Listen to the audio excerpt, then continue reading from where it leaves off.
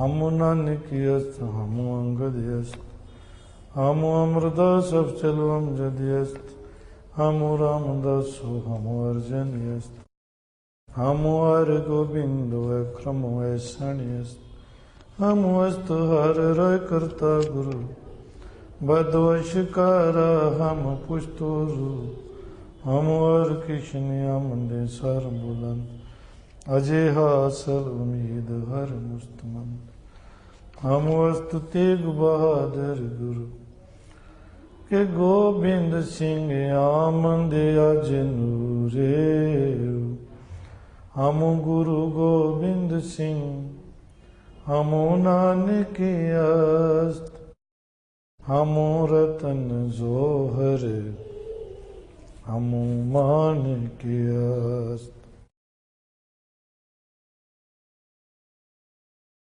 अमृत बाणी मीठी तार जिन पीती तिस मोख द्वार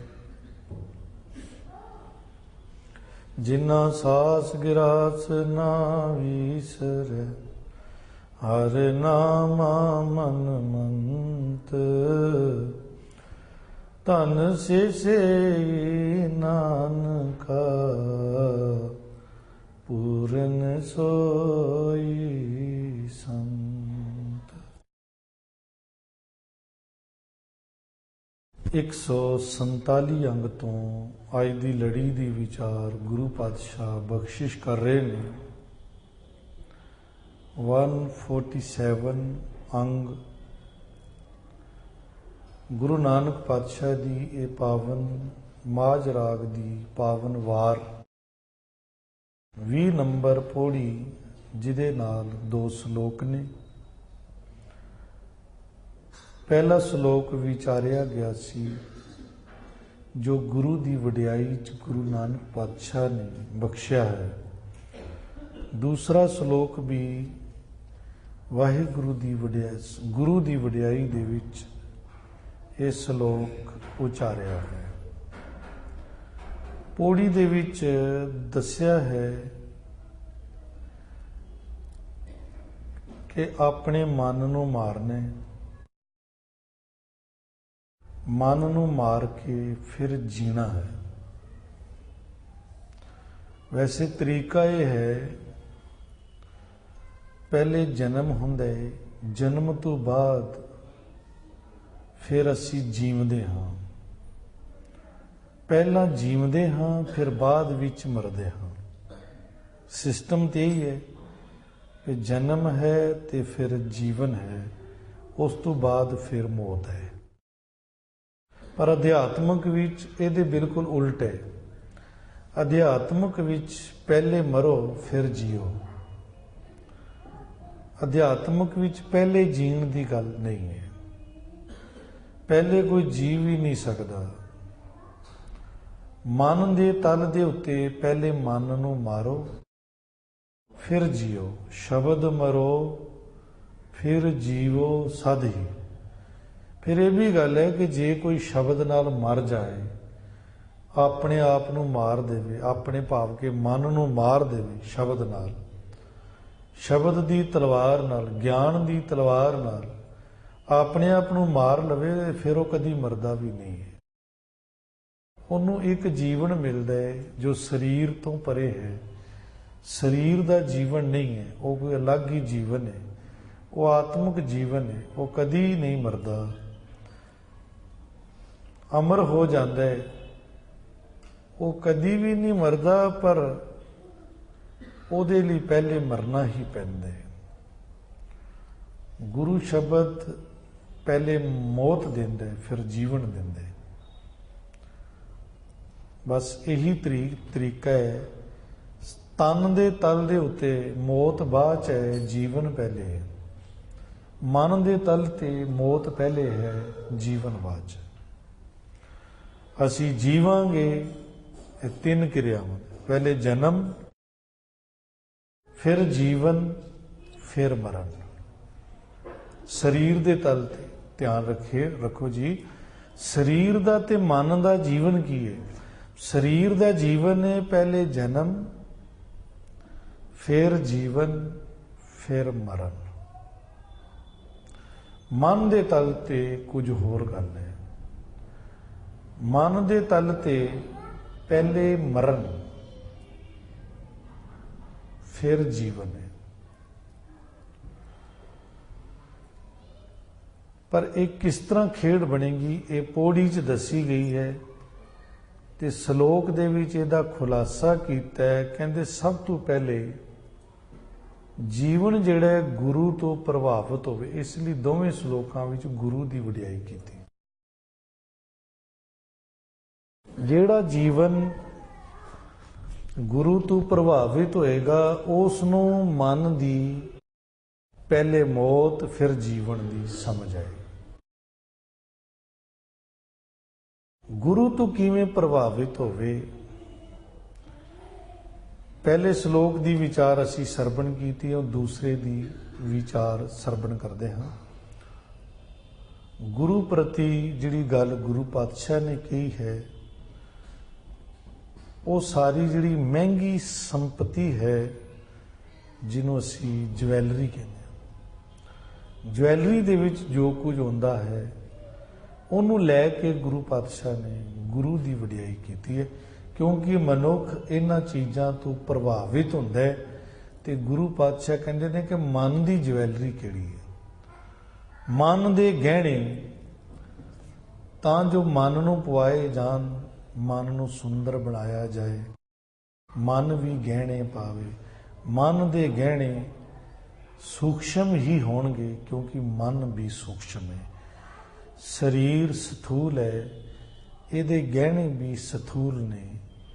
मन सूक्ष्म है, इहदे गहने भी सूक्ष्म होणगे।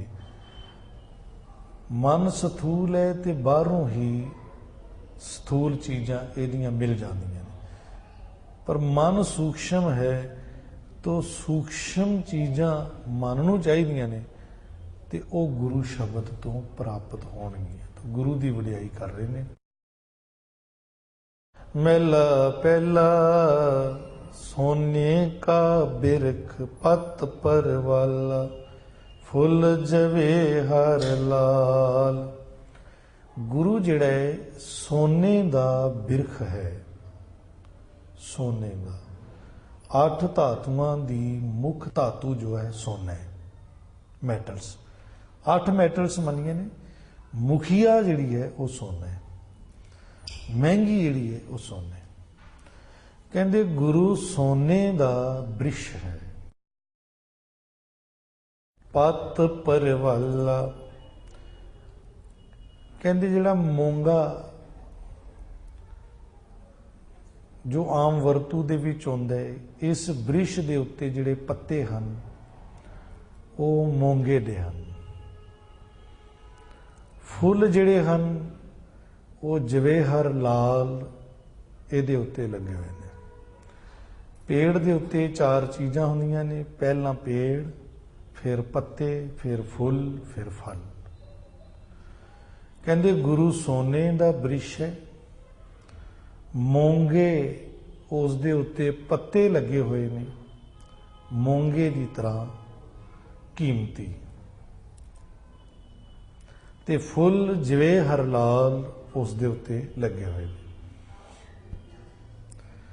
तित फल रतन लगे मुख भाखित। कहंदे उहदे उत्ते जिहड़े फल लगे हुए ने वो रतन वर्गे हन, जो कि गुरु दे मुखारबिंद चों ये सारा कुछ निकलदे। की निकलदे? गुरु दे मुखारबिंद चों जो बचन निकलते ने, जो ज्ञान निकलता है, जो शब्द निकलता है, ये सब की है? ये ज्वैलरी है, जो मन की ज्वैलरी है। गुरु की रसना तो जो कुछ उत्पन्न होया है, ये बड़ी महंगी ज्वैलरी है जिहड़ी कि साडे मन लई बड़ी लाभकारी है। जिहड़ा इसनूं मन दे विच पहन लैंदा है वो मन अत्यंत सुंदर अते महंगा हो जाता है।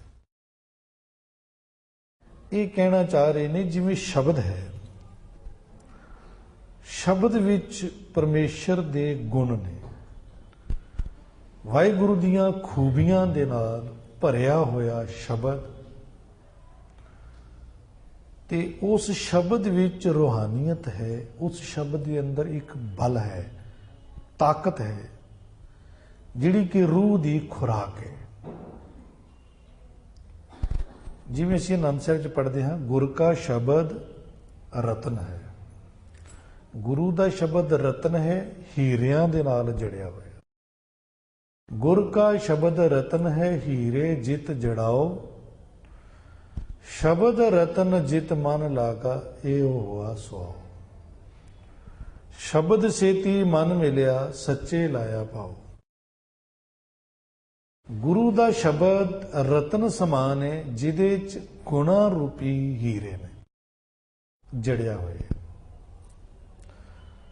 कला रतन नहीं है, हीरियां दे नाल जड़िया होया। वो हीरे उहदे च जिहड़े गुण पे ने, वो गुण हीरे ने। जिहड़ा उहदे च ज्ञान पिया होया, जिहड़ी सूझ समझ पई हुई है, वो मन लई चन्न ने, वो मन नूं डायरैक्शन देंदी है, रस्ता देंदी है, जिहड़ी उहदे च सूझ समझ है, डिवाइन विजडम। तो शब्द विच एक ते संगीत है, शब्द नूं संगीत दे विच गायन करन दा हुक्म है, खास करके जिस राग दे विच शब्द नूं गुरु साहब ने आप गायन कीते। जदों को उसे राग दे विच शब्द नूं गायन करदा है, ते उस दा एक बड़ा गहरा असर मन दे उत्ते हुंदा है। मन नूं बड़ी शांति मिलदी है, मन नूं टिकाव मिलदा है, प्रवास मिलदा है, मन दी चंचलता खत्म होंदी है। मन जिहड़ा है उस आनंद विच जांदा है, जिहड़ा आनंद उस शब्द विच पिया होया है। ध्यान रहे, आनंद साडे अंदर भी पिया होया है, आनंद शब्द विच भी हैगा। शब्द विच जिहड़ा आनंद है, वो साडे अंदरों आनंद नूं कढदा है। तो शब्द दा आनंद ते साडे अंदर दा आनंद छुपिया होया, दोवें रल के एक मिश्रण भोजन तैयार हुंदा साडे अंदर। इसी दी ते गल कर रहे ने अध्यात्मक। सोने का बिरख पत परवाला, फुल जवे हर लाल, तित फल रतन लगे मुख भाखत। कहते जो गुरु जी बोलते हैं, गुर रसना अमृत बोलदी, हर नाम सुहावी, जिन सुन सिखा गुर मन्निया, तिना भुख सब जावी। गुरु की रसना जदों बोलदी अमृतमयी बचन, वो जो जो गुरसिख सुनते हैं, उन्हां दा पार उतारा हो जाता है, उन्हां दी भुख मिटदी है। जिहड़ी मानसिक भुख है ना, वो बहुत वड्डी है। तन की भुख तो कुछ भी नहीं है। तन की भुख किन्नी को है भला? बंदे की उम्र किन्नी है? चलो 100 साल ला लो कि बंदे की 100 साल उम्र है। 100 साल दे विच इहनूं की चाहिए? अगर इहदा इंतजाम किया जाए तो कोई मुश्किल नहीं हैगा।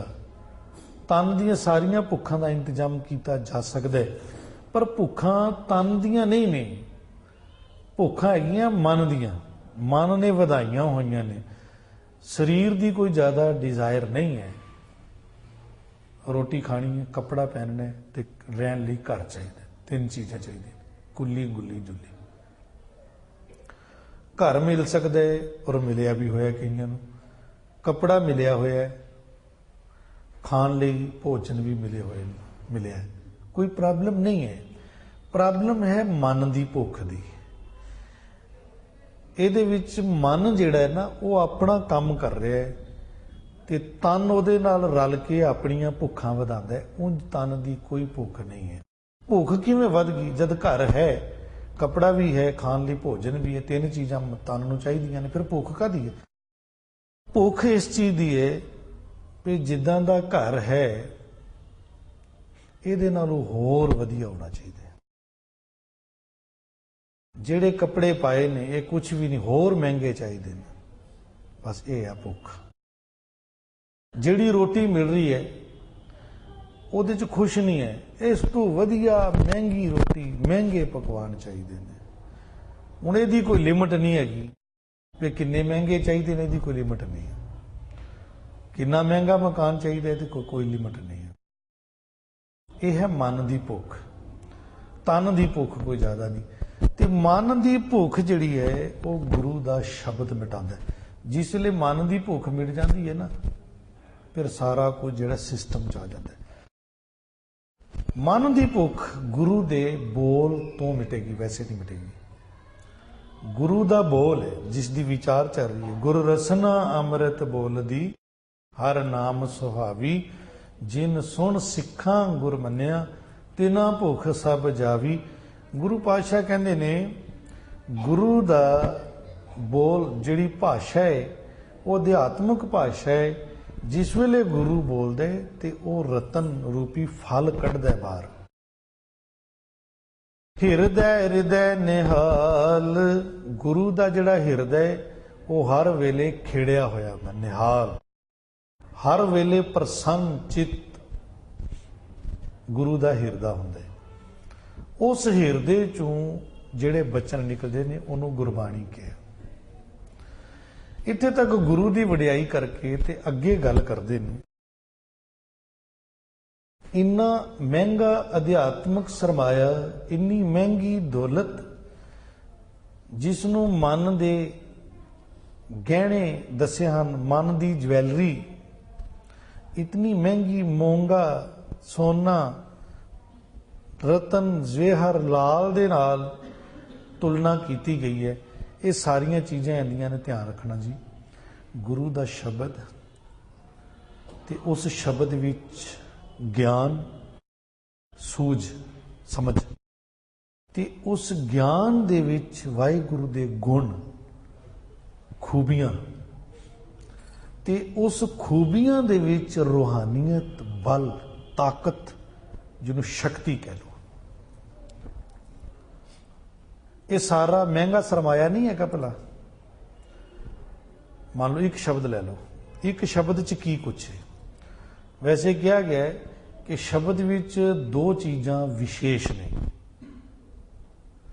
ਜਦੋਂ ਗੁਰੂ ਅਰਜਨ ਦੇਵ ਜੀ ਬਾਣੀ ਲਿਖ ਰਹੇ ਸਨ ਤੇ ਬਹੁਤ ਸਾਰੇ ਭਗਤ ਆਏ ਸਨ ਜਿਨ੍ਹਾਂ ਨੇ ਕਿਹਾ ਸਾਡੀ ਬਾਣੀ ਲਿਖੋ, ਔਰ ਗੁਰੂ ਸਾਹਿਬ ਨੇ ਉਹਨਾਂ ਦੀ ਬਾਣੀ ਨਹੀਂ ਲਿਖੀ।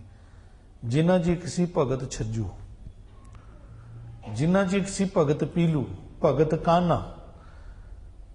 ਇਹਨਾਂ ਦੀ ਬਾਣੀ ਨਹੀਂ ਲਿਖੀ। ਗੁਰੂ ਪਾਤਸ਼ਾਹ ਨੇ ਜਿਸ ਲਈ ਉਹਨਾਂ ਨੂੰ ਕਿਹਾ ਤੁਸੀਂ ਆਪਣੀ ਬਾਣੀ ਸੁਣਾਓ, ਉਹਨਾਂ ਨੇ ਬਾਣੀ ਸੁਣਾਈ ਤੇ ਗੁਰੂ ਸਾਹਿਬ ਖੁਸ਼ ਵੀ ਹੋਏ। ਉਹਨਾਂ ਨੇ ਕਿਹਾ ਤੁਸੀਂ ਸਾਡੀ ਬਾਣੀ ਸੁਣ ਕੇ ਖੁਸ਼ ਹੋਏ ਹੋ ਤੇ ਇਹਨੂੰ ਲਿਖ ਦਿਓ। ਜੋ ਤੁਸੀਂ ਬਾਣੀ ਲਿਖ ਰਹੇ ਹੋ, ਬਾਣੀ ਦੇ ਵਿੱਚ ਇਹ ਸਾਡੇ ਸ਼ਬਦ ਵੀ ਲਿਖ ਦਿਓ। ਗੁਰੂ ਸਾਹਿਬ ਨੇ ਕਿਹਾ ਵੀ ਇਹ ਬੋਲ ਅੱਛੇ ਨੇ ਪਰ ਇਹਨਾਂ ਨੂੰ ਲਿਖ ਨਹੀਂ ਸਕਦਾ। ਉਹਨਾਂ ਕਿਹਾ ਕਿਉਂ ਨਹੀਂ ਲਿਖ ਸਕਦੇ? ਕਹਿੰਦੇ ਇਹ ਉੱਪਰੋਂ ਨਹੀਂ ਉਤਰੇ, ਇਹ ਅਜੇ ਦਿਮਾਗੀ ਰਚਨਾ ਹੈ। ਵਿਚਾਰ ਅੱਛੇ ਨੇ, ਗਿਆਨ ਅੱਛਾ ਹੈ, ਪਰ ਇਹ ਗਿਆਨ ਅਜੇ ਉੱਪਰੋਂ ਨਹੀਂ ਉਤਰਿਆ। ਤੇ ਕਹਿੰਦੇ ਜਿਹੜਾ ਅਸੀਂ ਗ੍ਰੰਥ ਤਿਆਰ ਕਰ ਰਹੇ ਹਾਂ ਨਾ, ਉਹਦੇ 'ਚ ਅਸੀਂ ਇੱਕ ਵੀ ਬੋਲ ਇਦਾਂ ਦਾ ਨਹੀਂ ਪਾਣਾ ਜਿਹੜਾ ਉੱਪਰੋਂ ਨਹੀਂ ਉਤਰਿਆ ਹੋਇਆ, ਸਿਰ ਦਿਮਾਗੀ ਰਚਨਾ ਹੋਵੇ। ਦਿਮਾਗੀ ਰਚਨਾ ਵਾਲਾ ਬੋਲ ਨਹੀਂ ਪਾਣਾ, ਅਸੀਂ ਆਤਮਿਕ ਰਚਨਾ ਵਾਲਾ ਬੋਲ ਪਾਣਾ। ਉਹਦੇ ਵਿੱਚ ਕਹਿੰਦੇ ਜੀ ਦੋ ਚੀਜ਼ਾਂ ਵਿਸ਼ੇਸ਼ ਹੁੰਦੀਆਂ ਨੇ ਗੁਰੂ ਸ਼ਬਦ ਵਿੱਚ। ਪਤਾ ਨਹੀਂ ਉਹ ਕਈਆਂ ਨੂੰ ਦਿਖੀਆਂ ਵੀ ਹੁੰਦੀਆਂ ਨੇ, ਕਈਆਂ ਨੂੰ ਨਹੀਂ ਵੀ ਦਿਖੀਆਂ। ਸਾਨੂੰ ਦਿਖੀਆਂ ਨੇ ਕਿ ਨਹੀਂ ਦਿਖੀਆਂ। ਤੇ ਗੁਰੂ ਸ਼ਬਦ ਵਿੱਚ ਦੋ ਚੀਜ਼ਾਂ ਹੁੰਦੀਆਂ। ਇੱਕ ਤੇ ਗੁਰੂ ਸ਼ਬਦ ਵਿੱਚ ਹੁੰਦੀ ਏ ਲਾਈਟ। ਇਹ ਲਾਈਟ ਅੰਦਰ ਦੀ ਲਾਈਟ ਹੁੰਦੀ ਹੈ, ਕੋਈ ਬਾਹਰ ਦੀ ਲਾਈਟ ਨਹੀਂ ਹੁੰਦੀ। ਗੁਰੂ ਸ਼ਬਦ ਦੇ ਵਿੱਚ ਇੱਕ ਚਮਕ ਹੁੰਦੀ ਹੈ। ਭਗਤ ਨਾਮਦੇਵ ਜੀ ਕਹਿੰਦੇ ਕਿ ਜਿਹੜਾ ਬੰਦਾ ਪ੍ਰਭੂ ਦਾ ਨਾਮ ਜਪਦਾ ਹੈ ਨਾ, ਉਹਦੇ ਅੰਦਰ ਇੱਕ ਲਿਸ਼ਕ ਪੈਦਾ ਹੋ ਜਾਂਦੀ ਹੈ, ਚਮਕ ਪੈਦਾ ਹੋ ਜਾਂਦੀ ਹੈ। ਦੂਸਰਾ ਕਿਹਾ ਕਿ ਉਹਦੇ ਅੰਦਰ ਇੱਕ ਆਵਾਜ਼ ਪੈਦਾ ਹੋ ਜਾਂਦੀ ਹੈ, ਔਰ ਉਸ ਆਵਾਜ਼ ਨੂੰ ਅਲੱਗ-ਅਲੱਗ ਤਰੀਕੇ ਦੇ ਨਾਲ ਦੱਸਿਆ ਗਿਆ। ਤੇ ਗੁਰੂ ਨਾਨਕ ਸਾਹਿਬ ਨੇ ਉਸ ਨੂੰ ਰਬਾਬ ਦਾ ਰੂਪ ਦੇ ਕੇ ਕਿਹਾ ਕਿ ਜਿਵੇਂ ਰਬਾਬ ਵੱਜਦੀ ਹੈ, इस तरह गुरु शब्द दे विच एक शनकार है, एक ऐसा नाद छुपिया पिया है जिहड़ा कि गुरु शब्द विच वजदा है, खड़कार है। गुरु शब्द विच चमक है, गुरु शब्द विच आवाज है, जिसनों गुरु साहब ने नंगारे दे नाल खोलण दी कोशिश की तां जो समझ आ सके। नंगारा एक शक्ति का प्रतीक हुंदा है। गुरु शब्द जिहड़ा है ਉਹਦੇ ਜਿਹੜਾ ਖੜਕਾਰ ਹੁੰਦਾ ਉਹ ਬਿਲਕੁਲ ਨੰਗਾਰੇ ਵਰਗਾ ਹੁੰਦਾ ਹੈ। ਉਹ ਜਿਹੜਾ ਨਾਦ ਵੱਜਦਾ ਹੈ ਨਾ, ਉਹ ਨੰਗਾਰਾ ਹੀ ਵੱਜਦਾ ਹੈ। ਤਾਂ ਇਹ ਦੋ ਚੀਜ਼ਾਂ ਨੇ, ਗੁਰੂ ਸ਼ਬਦ ਵਿੱਚ ਲਾਈਟ ਹੈ, ਗੁਰੂ ਸ਼ਬਦ ਵਿੱਚ ਆਵਾਜ਼ ਹੈ। ਜੈਸੇ ਜੈਸੇ ਕੋਈ ਅਭਿਆਸ ਕਰਦਾ ਹੈ, ਉਹਦੇ ਅਭਿਆਸ ਵਿੱਚ ਇਹ ਚੀਜ਼ ਸਿੱਧ ਹੋਣੀ ਸ਼ੁਰੂ ਹੋ ਜਾਂਦੀ ਹੈ ਕਿ ਉਹਨੂੰ ਚਮਕ ਦਿਖਣੀ ਸ਼ੁਰੂ ਹੋ ਜਾਂਦੀ ਹੈ, ਲਾਈਟ ਦਿਖਣੀ ਸ਼ੁਰੂ ਹੋ ਜਾਂਦੀ ਹੈ और ਉਹਨੂੰ आवाज आनी शुरू हो जाती है। दोवें चीज़ यह विशेष ने। उंज गुरु शब्द विच इतना कुछ पिया होया है ते गुरु पातशाह ने कहा भी यह जिहड़ी तुहाडी बाणी है, जिहड़े तुहाडे बोल ने, ये असीं दर्ज इस वास्ते नहीं कर सकते कि इहदे च चमक नहीं है, इहदे च गरज भी नहीं है। जिस बोल विच चमक ते गरज ना होवे उसनूं धुर की बाणी नहीं कहा जा सकता। धुर की बाणी च गरज ते चमक दोवें होणगियां, और जिहदे अंदर ये प्रवेश करेगी तो वह बंदा भी उदां दा ही होएगा। ਉਹਦੇ ਚ भी चमक होएगी ते गरज भी बड़ी होएगी। राम रतन कोठड़ी चमकार बिजल तहीं, भगत नामदेव जी। उत्थे एक बिजली, आकाश की बिजली विच चमक ते गरज हुंदी है। आकाश दे विच चमक ते चमक दे नाल गरज, उत्थे निरी गरज नहीं ते निरी चमक नहीं, दोवें चीज़ां इकट्ठियां ही होंदियां। ते गुरु पातशाह इत्थे कहंदे हन, जिहड़ा गुरु दा शब्द है वो इतना महान है कि उहदे च अध्यात्मक सारी पूरी डाइट पई हुई, अध्यात्मक भोजन सारा जिहड़ा कि रूह नूं देना है वो सारा पिया होया है। ये लाइन कह के ते अगे गल करदे ने, नानक करम होवै मुख मस्तक, लिखिया होवै लेख। हे नानक, जिहदे उत्ते वाहिगुरू दी मेहर हुंदी है ते ओहदे मस्तक दे भाग चंगे हुंदे ने, उस दे कर्मां दा लेख अच्छा लिखिया हुंदा। तीन गल्लां कह रहे ने। एक ते वाहिगुरू दी मेहर हुंदी है ओहदे ते, ओहदे मस्तक दा भाग अच्छा हुंदा, क्योंकि हर एक दे मस्तक दे भाग ते अपने अपने ने ना, सारियां दे भाग ते इक्को जिहे नहीं हैगे ना, इक्को जी किस्मत ते सब दी नहीं है। कहंदे ओहदे मस्तक दे भाग अच्छे हुंदे ने, और कुछ स्पैशल तरह का लेख लिखिया होंदा, कुछ स्पैशल लेख। ਇਹ ਜਿਹਦੇ ਕੋਲ तीन चीज़ां ਹੁੰਦੀਆਂ ਨੇ ਉਹਨੂੰ चीज़ प्राप्त ਹੁੰਦੀ है, ਕਿਹੜੀ? गुरु शब्द। गुरु शब्द की पूरी जिहड़ी गल है ना ਉਹਨੂੰ समझ भी आती है। उंज एक बंदा देखो गुरु शब्द ਨੂੰ सिर्फ मत्था ही टेक पांदा है, एक वो बंदा गुरु शब्द ਨੂੰ मत्था भी नहीं टेक पांदा, ਉਹਨੂੰ समझ भी नहीं हैगी कि ਉਹਨੂੰ मत्था टेकना, वो भी समझते। एक आया सिर्फ मत्थे तक सीमित रह गया, मत्था टेकिया, उन्हें इस तू अगे उन्होंने कख नहीं पता। एक वो है कि उन्हें थोड़ी बाणी पढ़ ली, बस इस तू ज्यादा कुछ नहीं पता। एक वो है कि बाणी पढ़ता है तो ਉਹਦੇ ਉੱਤੇ थोड़ा चलन लग पिया, एक वो है। एक उस तू भी अगे है कि ਜਿਹੜਾ ਬਾਣੀ ਦੇ ਵਿੱਚ ਉਹ दर्शन ਪਿਆ कर रहा है, जिन्हों चमक भी दिख रही है, गरज भी दिख रही है। और इस तू भी अगे चला गया है कि जिसले वो गुरु शब्द पढ़ता है ते आ दृश्य दुनिया दे विच उसनूं अनेक रूहां दे बड़ियां पहुंचियां होईयां आत्मावां दे उहनूं दर्शन हो रहे हैं। इको है कि जैसे गुरु शब्द नूं पढ़दा है तो सचखंड दा दर्शन हो जाता, इको भी है। पर यह क्यों हुंदा, सारियां नूं क्यों नहीं ये चीज़ हुंदी? गुरु पातशाह कहंदे ने अपने अपने लेख हैगे ने, किसी का लेख इन्ना ही है कि वह सिर्फ मत्था ही टेक पांदा है, इस तू अगे कोई उसका लेख नहीं है कि इस तू अगे गुरु शब्द नूं देख सके।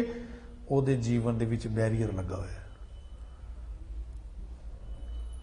एक तो ऐसा कि गुरु शब्द नूं मत्था टेक सके, वो भी खेड अजे नहीं बनी, अजे बैरीयर उत्थे भी लगा होया बैरीयर। थोड़ा अगे वधिया कोई पाठ करन लग पिया, बस इस तू अगे कुछ नहीं कर पाता, बस पाठ करन च लगा होया, अगे बैरीयर लगा होया। अपना अपना बैरीयर पहचानीए भी कित्थे कित्थे लगा होया। गुरु साहब कहते हैं जिहदे कोले तीन चीज़ां ने, वाहिगुरू दी मेहर, वैसे मेहर ते सारियां ते, ये स्पैशल मेहर दी गल है, ते मस्तक दे भाग अच्छे होण ते खास तरह दे ओहदे मस्तक दे विच लेख लिखिया होया होवे। नानक करम होवे मुख मस्तक लिखिया होवे लेख। 860 तीरथ गुर की चरणी पूजै सदा विशेख। कहंदे ओ पुरुष फिर की करदा है, वो 860 तीरथ, 8 ते 60 68 होए, 68 तीरथ सनातन मत दे अंदर मन्ने ने। ते ओनू ये समझ आईए कि 68 तीरथ गुरु दे चरनां दे गुलाम ने। ਉਹਨੂੰ पता है भी गुरु दे कोल होना ते गुरु दे हथ च ने सारे तीरथ। इसलिए ਉਹਨੂੰ तीर्थां ते नहीं जाना पैंदा। आप जी नूं पता होवेगा भी जिहड़ा गुरु का लाहौर है, जिथे गुरु गोबिंद सिंह साहब दा विआह होया सी, शादी हुई सी, उत्थे नाल एक जगह जिसनूं त्रिवेणी कहे। एक ते त्रिवेणी है ना, एक उत्थे भी त्रिवेणी है गुरु के लाहौर।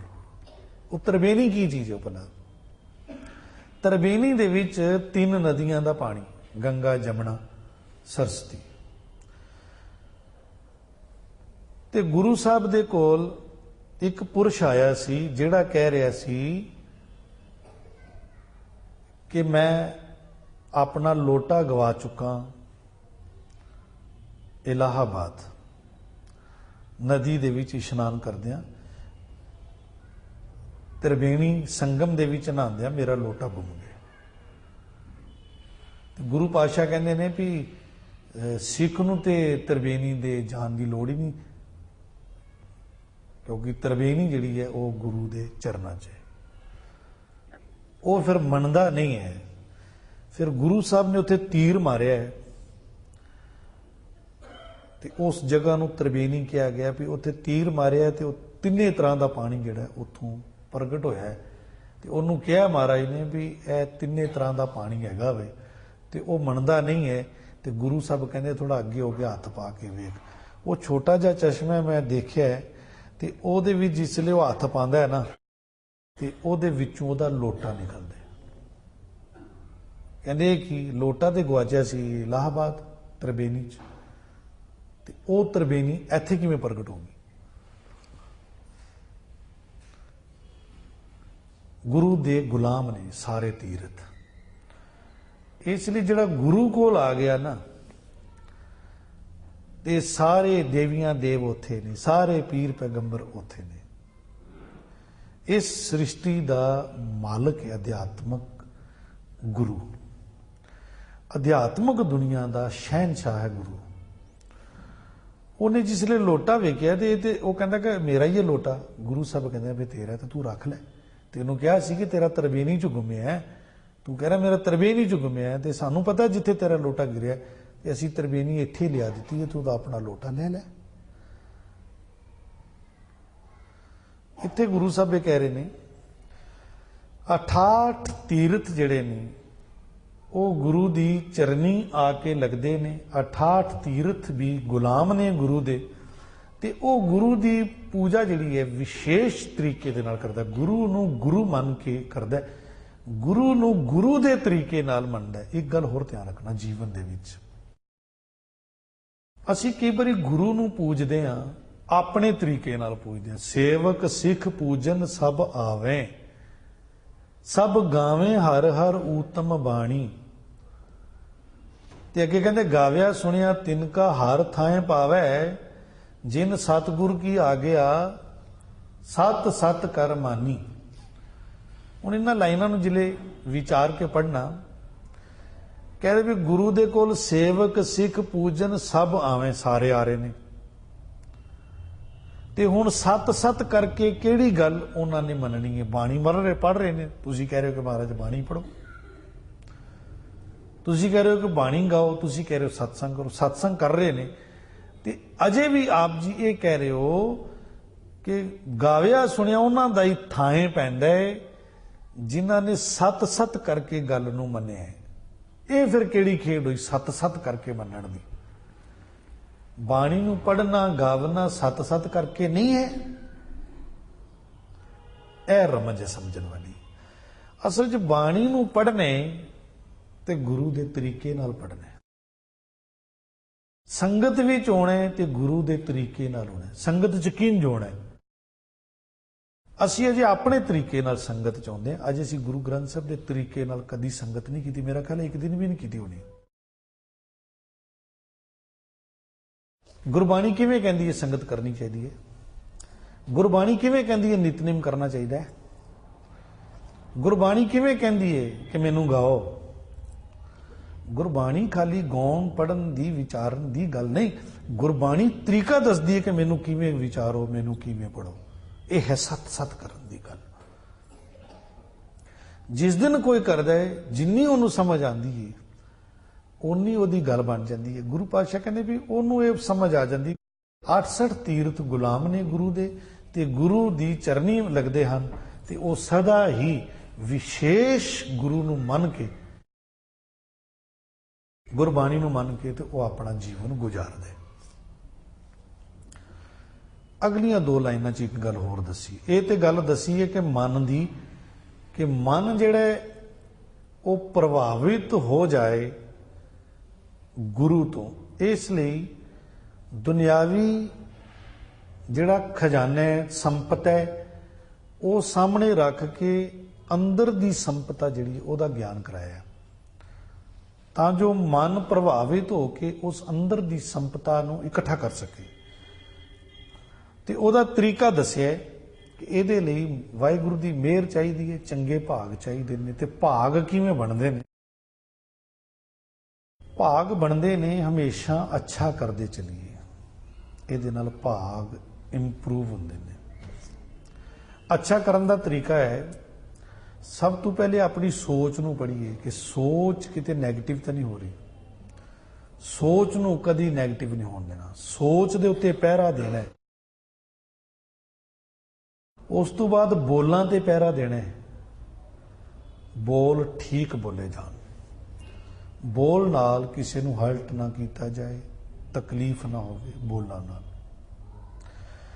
ਮੇਰੀ ਸੋਚ ਨਾਲ ਕਿਸੇ ਨੂੰ ਤਕਲੀਫ ਨਾ ਹੋਵੇ ਇਹ ਤੇ ਜ਼ਰੂਰੀ ਹੈ, ਪਰ ਮੇਰੇ ਬੋਲਾਂ ਨਾਲ ਵੀ ਨਾ ਹੋਵੇ। ਤੀਸਰਾ ਹੈ ਮੇਰੇ ਐਕਸ਼ਨ ਨਾਲ ਵੀ ਕਿਸੇ ਨੂੰ ਤਕਲੀਫ ਨਾ ਹੋਵੇ, ਕਰਮ। ਅਗਰ ਇਹ ਤਿੰਨਾਂ ਚੀਜ਼ਾਂ ਦੇ ਉੱਤੇ ਬੰਦਾ ਪਹਿਰਾ ਦੇ ਦੇਵੇ ਤੇ ਬੰਦਾ ਪੂਰਾ ਹੀ ਨਿਰਮਲ ਹੋ ਜਾਂਦਾ ਹੈ।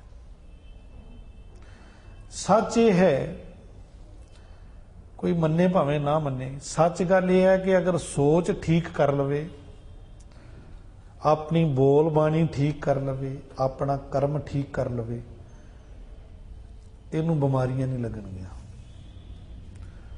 ਇਹਦੇ ਕੰਮ ਧੰਦਿਆਂ 'ਚ ਵੀ ਅੜਚਣ ਨਹੀਂ ਆਏਗੀ, ਜੀਵਨ ਦੇ ਕਿਸੇ ਰਸਤੇ 'ਚ ਕੋਈ ਅੜਚਣ ਨਹੀਂ ਆਏਗੀ। ਅੜਚਣ ਤੇ ਸਾਡੀ ਸੋਚ ਪੈਦਾ ਕਰ ਰਹੀ ਹੈ, ਅੜਚਣ ਤੇ ਸਾਡੇ ਬੋਲ ਪੈਦਾ ਕਰ ਰਹੇ ਨੇ, ਅੜਚਣ ਤੇ ਸਾਡਾ ਕਰਮ ਪੈਦਾ ਕਰ ਰਿਹਾ। ਕਿਤੇ ਨਾ ਕਿਤੇ ਕਰਮ ਖਰਾਬ ਹੁੰਦੇ, ਸੋਚ ਖਰਾਬ ਹੁੰਦੀ ਹੈ ਜਾਂ ਬੋਲ ਖਰਾਬ ਹੁੰਦਾ ਹੈ। ਇਹ ਤਿੰਨਾਂ 'ਚ ਮਨੁੱਖ ਪੂਰਾ ਹੁੰਦਾ ਹੈ, ਮਨ ਵਚ ਕਰਮ।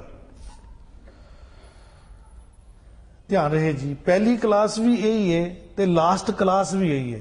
ਬੜੀ ਕਮਾਲ ਦੀ ਗੱਲ ਹੈ। ਮਨ ਵਚ ਕਰਮ ਪਹਿਲੀ ਤੋਂ ਸ਼ੁਰੂ ਹੋਏਗਾ ਤੇ ਮਨ ਵਚ ਕਰਮ ਤੇ ਹੀ ਗੱਲ ਖਤਮ ਹੋ ਗਈ। ਲਾਸਟ 'ਚ ਵੀ ਇਹੀ ਹੈ, ਸ਼ੁਰੂ 'ਚ ਵੀ ਇਹ ਵੇ, ਲਾਸਟ 'ਚ ਵੀ ਇਹੀ ਹੈ। ਸ਼ੁਰੂ 'ਚ ਮਤਲਬ ਇਹ ਕਿ ਅਜੇ ਉਹ ਭਾਗ ਹੀ ਨਹੀਂ ਬਣੇ ਕਿ ਮੈਂ ਬਾਣੀ ਨੂੰ ਉਸ ਤਰੀਕੇ ਨਾਲ ਦੇਖ ਸਕਾਂ, ਬਾਣੀ ਨੂੰ ਉਸ ਤਰੀਕੇ ਨਾਲ ਦਰਸ਼ਨ ਕਰ ਸਕਾਂ। मैनू भी बाणी चो नाद सुनाई देन लग पवे, मैनू भी बाणी विचों वो चमक दिखाई देन लग पे। अजे मैं उत्थे तक नहीं पहुंचया। ਉਹਦੇ ਲਈ ਮੈਨੂੰ ਭਾਗ ਇੰਪਰੂਵ ਕਰਨ ਦੀ ਲੋੜ ਹੈ, ਮਨ ਬਚ ਕਰਮ ਨੂੰ ਠੀਕ ਰੱਖੇ। ਉਹਦੇ ਚ ਮਨੁੱਖ ਜਿਹੜਾ ਹੈ ਦੂਸਰਿਆਂ ਨੂੰ ਕਹਿੰਦਾ ਹੈ ਦੂਸਰਾ ਠੀਕ ਨਹੀਂ ਚੱਲ ਰਿਹਾ, ਦੂਸਰਾ ਠੀਕ ਨਹੀਂ ਚੱਲ ਰਿਹਾ, ਜਦੋਂ ਠੀਕ ਹੈ ਪਰ ਤੂੰ ਤਾਂ ਠੀਕ ਚੱਲ। ਤੇ ਦੂਸਰੇ ਨੂੰ ਠੀਕ ਕੀਤਾ ਵੀ ਨਹੀਂ ਜਾ ਸਕਦਾ, ਸਵੈਮ ਨੂੰ ਕੀਤਾ ਜਾ ਸਕਦਾ। ਸੌਖਾ ਕੰਮ ਹੈ ਨਾ ਆਪਣੇ ਆਪ ਨੂੰ ਠੀਕ ਕਰਨਾ, ਆਪਣੇ ਆਪ ਨੂੰ ਕਰਨਾ। दूसरा करे ना करे, दूसरे की जिम्मेवारी सानू लैण दी लोड़ नहीं। दूसरे तो जड़ियां सानू तकलीफां होंदियां ने उहदे लई असी रस्ता आप चुनना है ते दूसरे तो जिहड़ी सानू तकलीफ है उस तकलीफ तो किवें बचना है, जिहड़ी वो तकलीफ सानू दे रहा है उस तो असी किनारा किवें करना है तां जो उसकी तकलीफ की छाया थले साडा जीवन ना आवे। वो गुरु ज्ञान सानू दसेगा किवें विचरना। अगलियां दो लाइनां जिहड़ी गल कही है वो ये है कि जिहड़ा साडा मन है ना ये बड़ी प्रॉब्लम च है। मन जिहड़ा चार नदियां अग दियां उन्हां च ये रहिंदा है हर वेले। अग दियां नदियां, पहली नदी है हंस। हंस दूसरे नूं चोट पहुंचानी, ये पहली नदी है। अग दी नदी है दूसरे नूं तकलीफ पहुंचाण दी बिरती। इस बिरती च बंदा रहिंदा है। दूसरी नदी है हेत। हेत दा मतलब किसे नाल प्यार हो गया, किसी वस्तु नाल प्यार हो गया, किसी जीव नाल प्यार हो गया, पकड़ पै गई है, बस ये अग दी नदी है।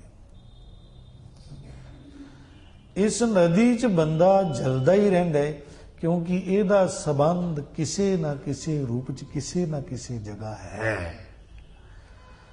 खास करके स्त्री पुरुष की जिहड़ी आकर्षण शक्ति है वो इन्नी जबरदस्त है कि अगर कोई पुरुष